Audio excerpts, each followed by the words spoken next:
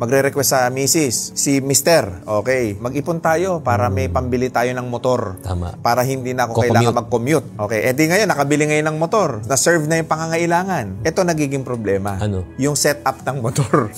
Hindi naman yung motor eh. Kasi yung motor in the first place, binudget mo yan ahead of time eh. Totoo. Nagkaroon ka ng mga kaibigan ngayon na, uy, maganda lagyan ng flarings. Exactly. Maganda lagyan ng muffler yan. Maganda lagyan natin ng mga pailaw yan. Tama. Maganda lagyan natin ng mugs yan. So doon ngayon nagkakaproblema. Imbes na nagiging needs na lang, nagiging wants na lang din yung nilalagay doon kasi ang katwiran, investment naman yan araw-araw kong ginagamit eh. Ano masasabi mo sa ganong klaseng mindset? Babalik na naman ako sa focus eh. Ano bang original intent mo? Bakit ka bumili ng motor? O, para lang makatipid. Exactly, yun lang. If it can bring you from point A to point B, okay na yun. Anything beyond that, dapat hindi mo nabigyan ng pansin, lalo na kung kapos ang budget mo. Ito nga masakit niyan, coach eh. Yung motor nakasetup, yung tao hindi. Ito mas masakit. Yung motor naka-insure pero yung tao hindi. Di ba? Kasi ang priority, okay na mag-set up. Pero yung tao hindi protektado.